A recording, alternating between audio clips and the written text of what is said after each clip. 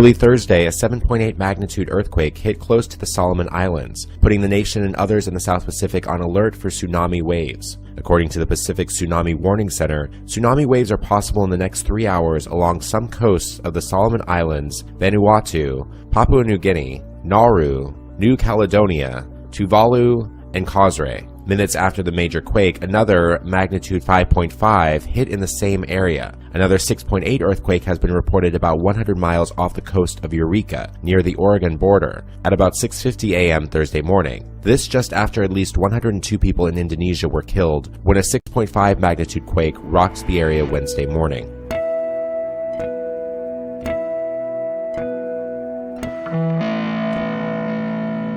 A powerful 6.5 magnitude earthquake rocked the Northern California coast today. The quake occurred roughly 100 miles off the coast of Eureka, near the Oregon border. The depth of the quake was about 6.2 miles, according to the U.S. Geological Survey, which has issued no tsunami warnings. The quake was felt from southern Oregon south into the Bay Area. It was also felt inland in the Sacramento Valley.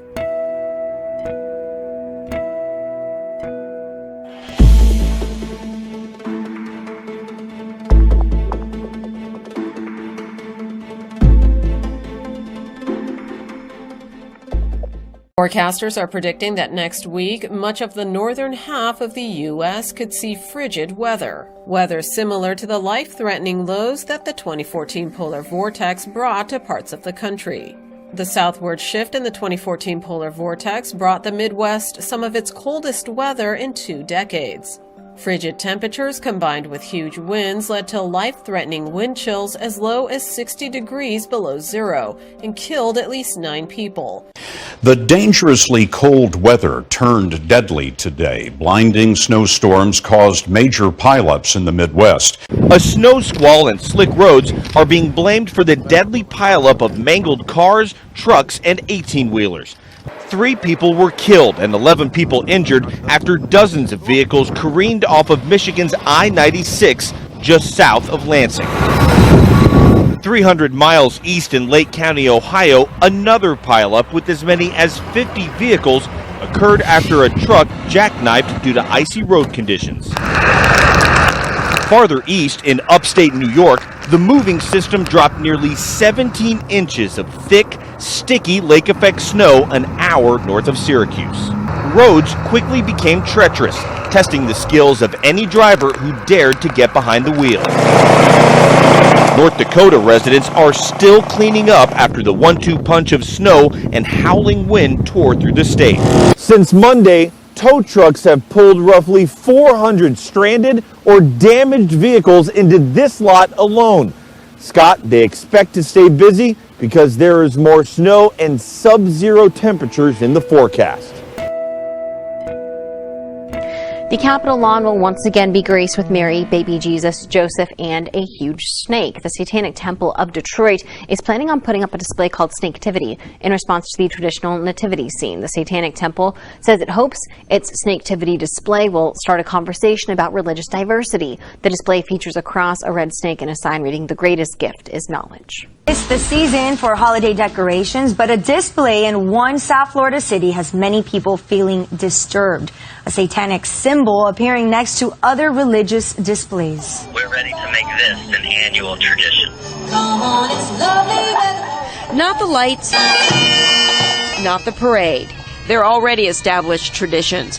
Preston Smith is referring to this, a 20-foot pentagram with a carving of Satan in the center. That's a disgrace. How do they allow that?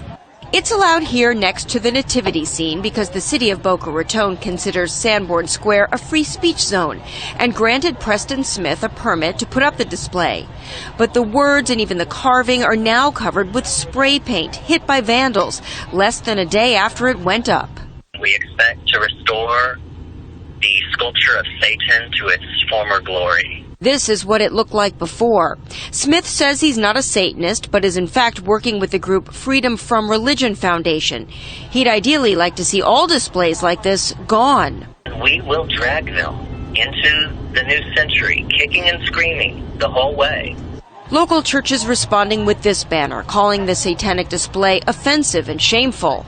And we also felt it was spiritually harmful to the well-being of our community. If it's not a religion, it shouldn't be here during this religious season. If it's been entered and approved and it's here, then we should not even question that. Well, you can see that all the words are still covered by spray paint, but Preston Smith says all of this will be replaced and that the Freedom from Religion Foundation will be putting up a reward to find whoever did this. American flags flying outside two gyms in California burned to a crisp on the anniversary of Pearl Harbor. The owners of that gym, one of them a combat veteran, defending the flag and what it stands for. America is the best place. I mean, whether you want to accept that or not, it's got so much freedom, so much opportunity. Go somewhere else for a couple of months and see what the rights you have there, and you'll be happy to come back here. An admiral gets a standing ovation at Pearl Harbor on the 75th anniversary commemoration for calling out Colin Kaepernick. Commander Harry Harris taking a swipe at the 49ers quarterback for refusing to stand for the national anthem all season. You have to listen to this. You can bet that the men and women that we honor today and those who died that fateful morning 75 years ago never took a knee and never failed to stand whenever they heard our national anthem being played. He's right about that. Well, the comments bringing the crowd of servicemen and women to their feet for a lengthy applause. Tensions with Russia on the rise once again over the past several days. In Syria, a major Russian offensive battering the already hard-hit city of Aleppo. The Russians opposing a UN-backed ceasefire in the city, blaming the US for failing to negotiate. On one hand, we want to figure it out, but on the other hand, we have a certain understanding that serious conversations with our American partners are not working. But Secretary of State John Kerry says the Russians are dragging their feet as they target moderate rebels opposing Bashar al-Assad's government. Kerry, at a NATO summit in Brussels, urging the international community to stand together against increased Russian aggression. The real effort today is to reinforce with everybody how important NATO is, the relationship of NATO, and how we need to come together. Washington is not happy at the prospect of the Syrian government's taking control of eastern Aleppo. The U.S. has supported the rebels there, even as they partnered with al-Nusra, which is al-Qaeda in Syria, and they are now losing ground. It's only going to exacerbate the ongoing conflict, that the opposition is not going to lay down their arms, but is going to continue fighting. Behind the scenes, some U.S. officials see the retaking of eastern Aleppo as a defeat for President Obama, who 4 years ago said Bashar Assad's days were numbered. I am confident that Assad's days are numbered. Reuters has quoted an unnamed U.S. official as saying, "Who won? Putin, the Iranians, and Assad." China's special envoy for Syria, Shi Xiaoyan, held a press conference in Damascus after meeting with Syrian officials in the capital. At the presser, the Chinese diplomat said his country rejects foreign intervention in Syria's internal affairs, saying it is the Syrians alone who should determine their future. He also outlined China's stance on the Syrian crisis. I refer to all sides that China is very keen to push for activating its four-track vision for Syria, which are fighting terrorism, establishing ceasefire, providing humanitarian assistance, and boosting the political process. These four tracks were welcomed on the Syrian and international levels. The visit of China's special envoy to Syria comes following a Chinese veto at the UN Security Council against a resolution that aimed to stop the Syrian army's advance in Aleppo. It signals a more robust Chinese role in Syria's war on terrorism in the near future. Syrian President Bashar al-Assad has said victory in the city of Aleppo is going to change the course of the battle against terrorists in the country. Assad made the comment in an interview with Syrian newspaper Al-Watan. The Syrian president said the army's recapture of eastern Aleppo will be a huge step toward ending the country's 5-year conflict. Assad also rejected any possibility of a ceasefire, saying the U.S. is demanding a truce because its agents are now in a difficult situation. The Syrian president added that Aleppo was the last hope for the terrorists after they were defeated in the battles for Damascus and Homs. The Syrian leader, however, noted that winning in Aleppo would not mean the end of the war in Syria. Late this afternoon, President Obama ordered a waiver of restrictions on military arms and support for foreign fighters. Obama will allow this under the guise of fighting terrorism and national security interests for the United States. This means weaponry from the United States will be sold to rebels, managed and facilitated by the State Department. For more on this, let's turn to former Pentagon official Michael Maloof. Michael, nice to have you on. This is a big move by the president tonight, probably one of the biggest commitments so far the United States has made in Syria. How do you read it tonight? Well, I read it as a very alarming and escalatory move on his part. This could, by granting this waiver, it allows man-portable air defense systems to go to the rebels immediately, people that we cannot even identify. And of course, they're all aimed at trying to topple the government of Bashar al-Assad of Syria. Also, if it's an air defense systems that are going to be going, they could be aimed directly at Russian and Syrian aircraft. This is a very serious development. Now, under the waiver, they're supposed to notify Congress in 15 days, for 15 days, but Congress is going out of session tonight. And so these weapons will just go from stockpiles that already exist in Europe and be in the hands of rebels within days. And this is a very, very serious development. Fears are mounting that hundreds of thousands of pounds from the British welfare system is being used to fund Islamic State terror. That's after a Belgian national, along with an accomplice, was convicted of funding terrorism.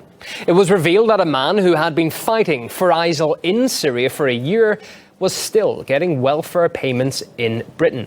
It's reported the cash was eventually given to one of the Brussels bombing suspects.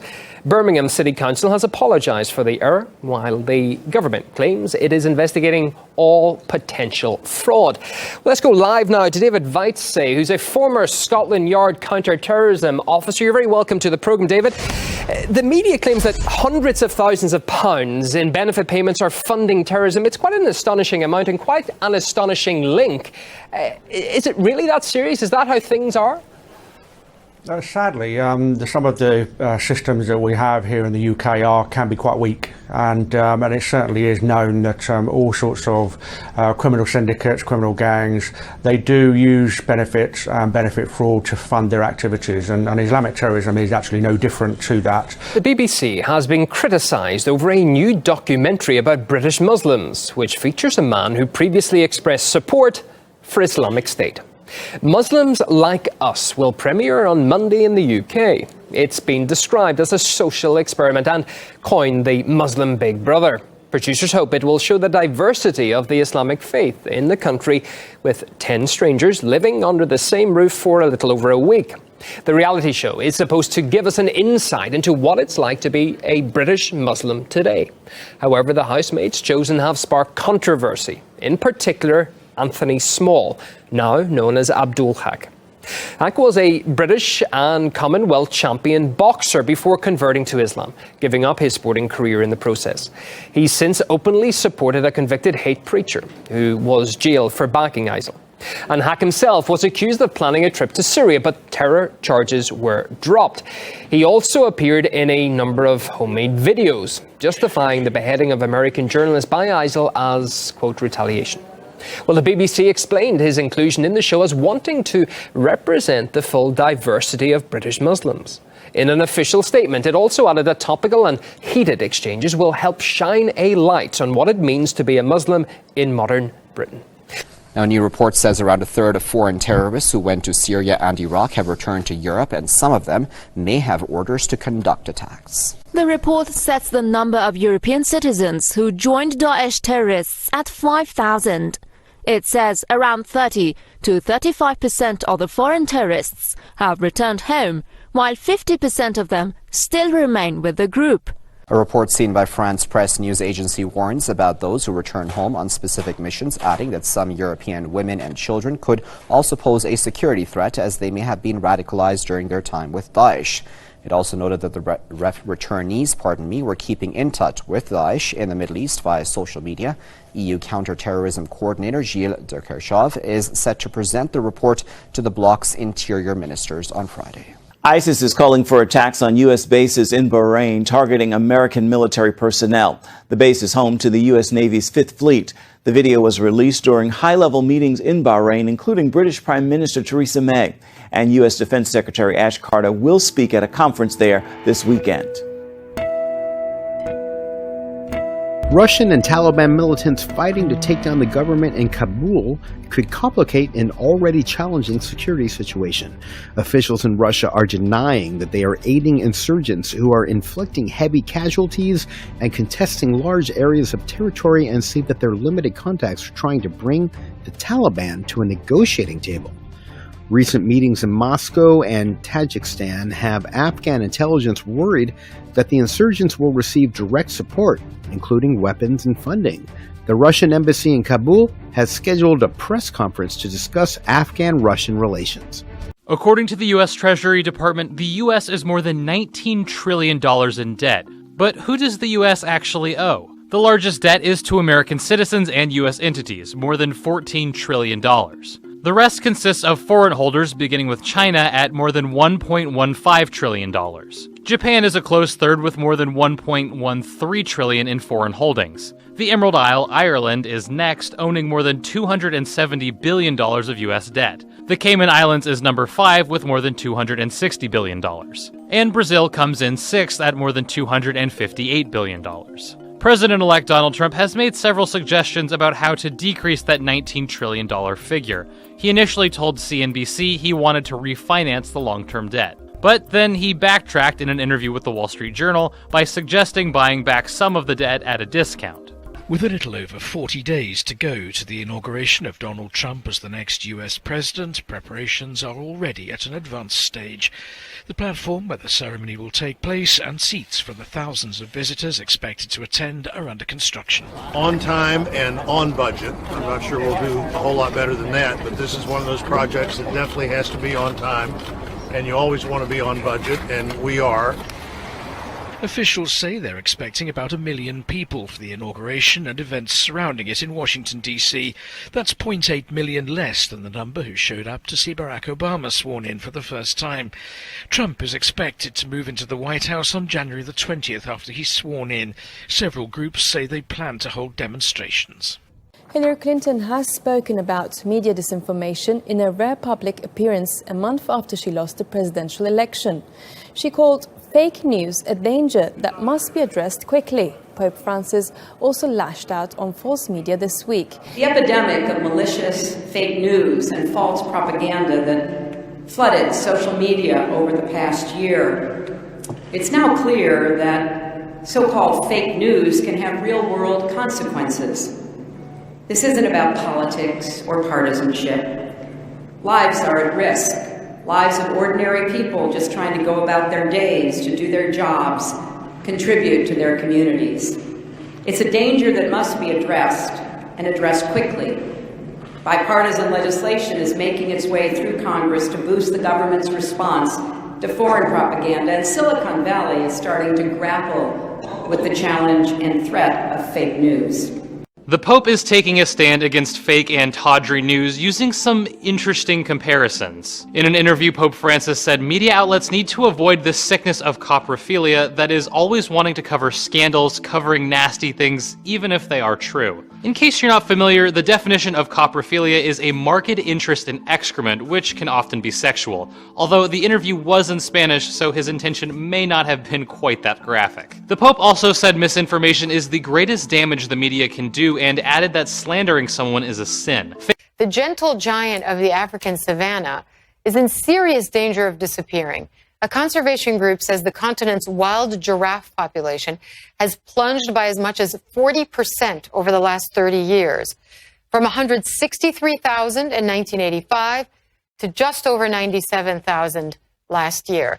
The International Union for Conservation of Nature says habitat loss and illegal hunting are contributing to the decline of the species. You've all seen Saturn like this, but you've never seen it like this. NASA's Cassini spacecraft has sent back its first images from its new orbit of Saturn, including some of a mysterious hexagon near the planet's north pole. Each of the hexagon sides are as wide as our planet. Scientists believe a storm is causing the pattern, but don't exactly know how. The mystery might have to wait. NASA's spacecraft is running out of fuel and has another gutsy mission, grazing the edge of Saturn's rings. Not only will Cassini go closer than ever to the layers of dust, rock, and ice, the craft will be getting unprecedented views of some of Saturn's moons. It's not your typical flash mob, but the surprise they had for this family brought them to tears. Recently, I learned that I have Hodgkin's lymphoma and I'm stage 3. I don't have health insurance and just feeling terrified. And my family's going to be taken care of. Kids are going to be taken care of. Amanda Kofed has 4 young children, and with her diagnosis, was afraid she wouldn't be able to see them grow up.